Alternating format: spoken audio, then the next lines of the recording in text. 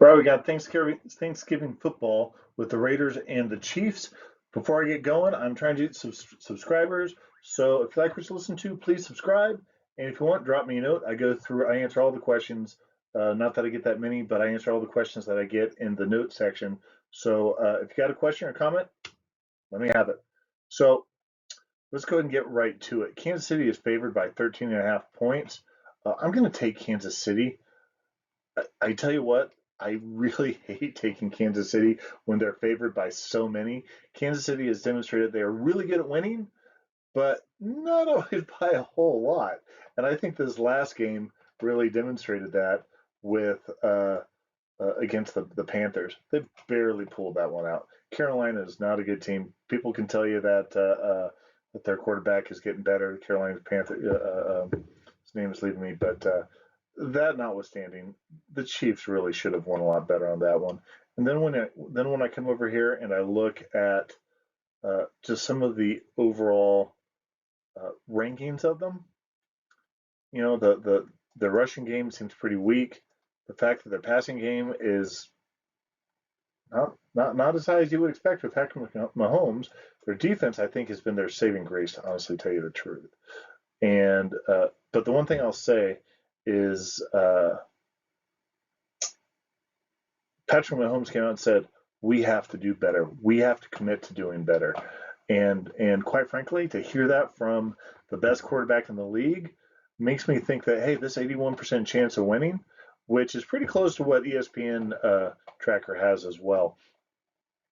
Probably, something like, hey, they recognize that they need to play better. It's hard for a team that is 10-1 to come out and say, hey, we're not playing well. We have to do better. Good for them for holding each other accountable. The raw numbers have it being less than 13 and a half. That's for sure. More like 11 points.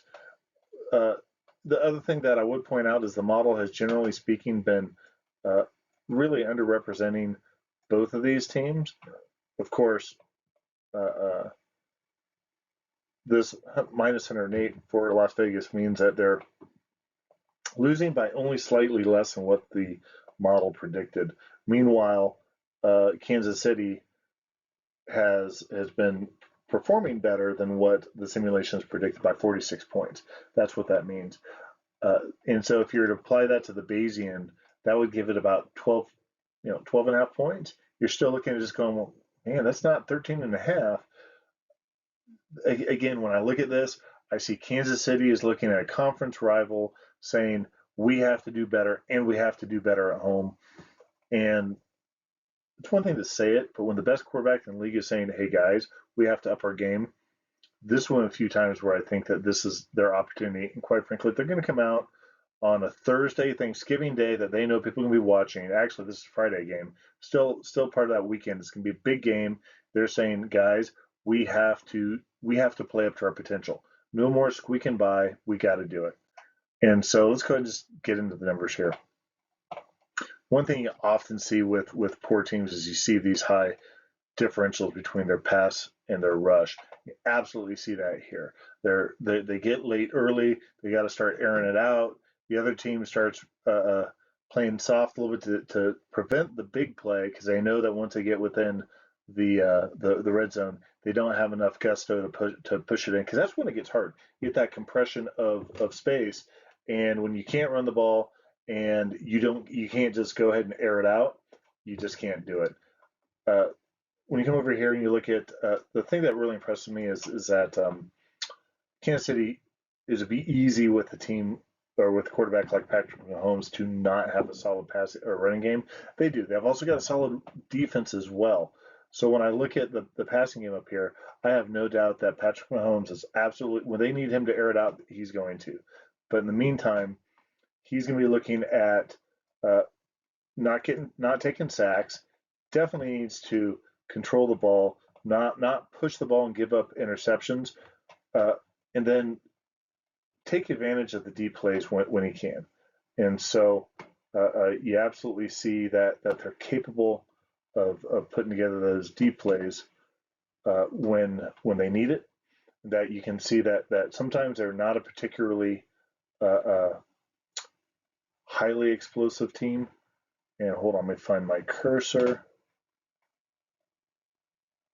So when you come over here to the explosiveness, you kind of look and go, hey, they can be explosive. We got a wide range there and not a whole lot of upside there. Whereas you see definitely a significantly lower band of explosiveness down here for the Raiders. The Raiders just aren't going to be nearly explosive. Whereas Kansas City is saying, hey, sometimes they can just be mild, but they've got that capability to just let it rip. The thing that I'm going to point out over here is quite frankly, I think when you watch the Raiders play, I think they're uninspired. I think that their bigger players they're not. I mean, they've got 2 wins. It's really hard to come out and play inspired. They're coming out and playing for contracts at this point in time. They're playing for a place to go next year. That's what they're playing for. They're playing for some pride, for sure. But pride only gets you so far. Those guys are going to be playing for a contract next year, but they will come out excited. They want to come out. They want to uh, send a message to their conference rivals. But that notwithstanding, they just don't have anyone on the bench. Their quarterback is down. I think they're on their third string quarterback. They just don't have the guys to do it. So anyhow, again, I'm trying to get subscribers, so I'd love you to subscribe. Drop me a note if you got any questions. Thank you.